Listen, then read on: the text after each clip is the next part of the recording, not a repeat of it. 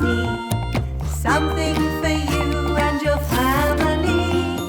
Make a puppet from things you've got. Scissors and glue, now write the plot. Watch, make, share. Today on People Behind the Puppets, I'm here with Samuel Wyer. Samuel is a theatre designer and puppet maker. Let's meet him. Hello Samuel, I'm Angel. Nice to meet you. Hello Angel, it's a pleasure to meet you too. Thank you. So Samuel, tell us, how did you first get into designing and making puppets? Well, I suppose I've always had a love for creating characters. I used to love modelling and coming up with strange creatures out of clay and out of fabric materials. And as I started getting into theatre and theatre design, I started realising there were so many things that would be possible through creating your own cast of characters and creatures, things that people or scenery couldn't achieve.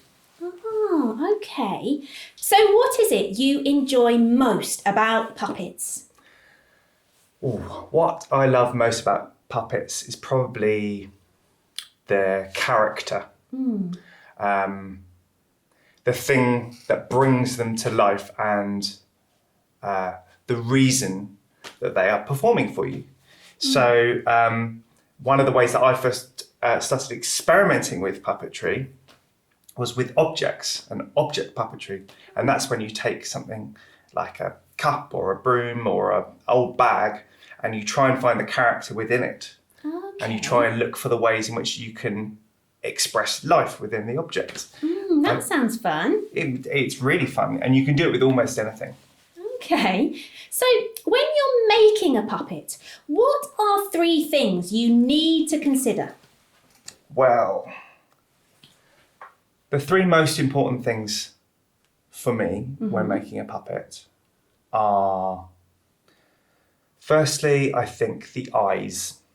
The eyes are something which always bring life to... You have beautiful eyes, by the way. Oh, thank you. The eyes really bring life to a character and they bring focus and they give it the attention and the intention that you need it to have. So that's the first thing.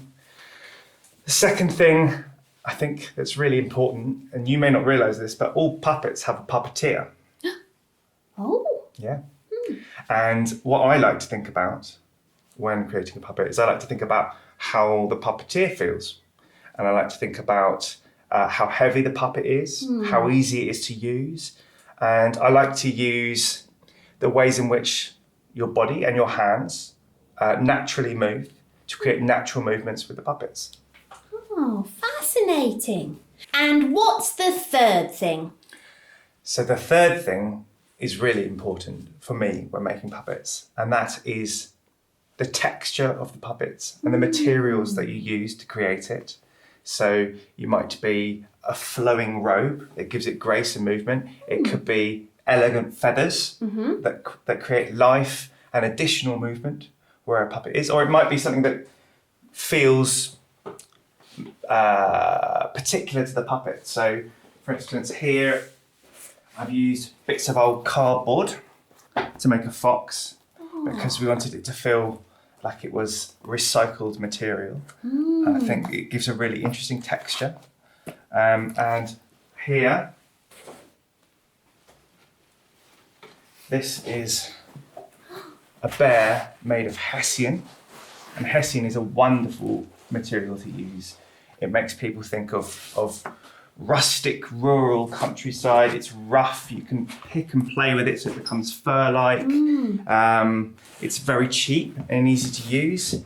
So you can use big amounts of it. And I'll show you a little bit about this puppet. Oh. Okay, let me see if I can remember how It is big. It's very big. Right, so this is a very easy puppet to use.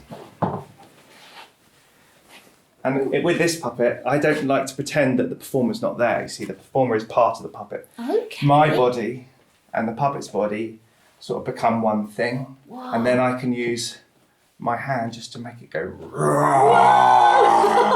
That's There we go. scary. And then just using my natural height and my arm just to give the bear its height and its breath. Wow. That's impressive. Thank you.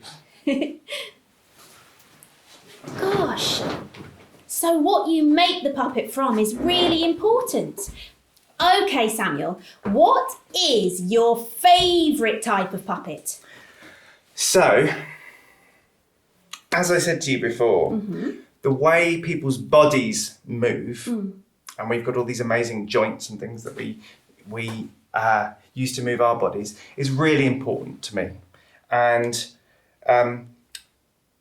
for me, it's a lot easier to use natural movements to control a puppet than it is, say, mechanisms and strings and things like that.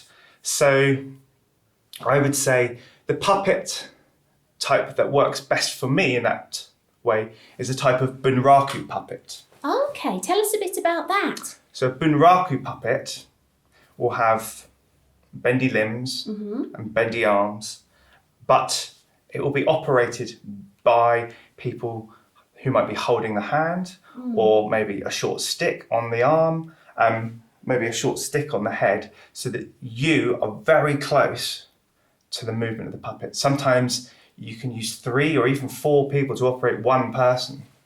And I think there's something about the natural way that we use our bodies to move that gives the most lifelike and realistic and most connected type of movement for a puppet. I see. And who's this you've got down there?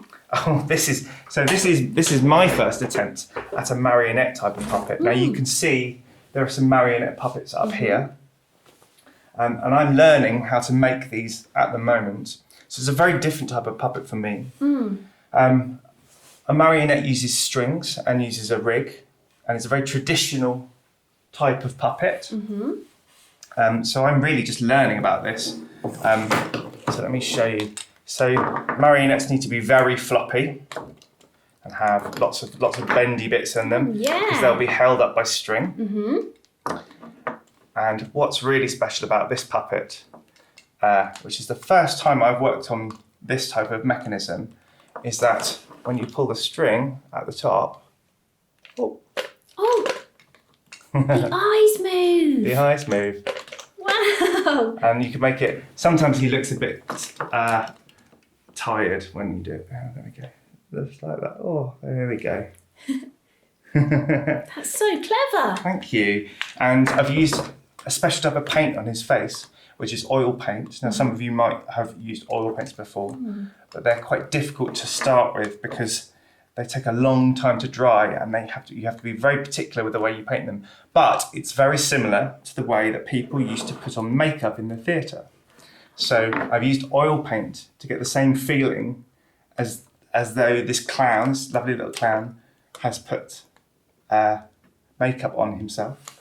And there's also one other little thing that he does, and this is the bit that's really complicated, is this clown is going to blow up a balloon. What? Yeah. No. Now, I can't show you just yet, but there are lots of little tricks that I'm using to make that happen. And one of them is when you raise the hand to his mouth, the hand sticks to the nose, like that.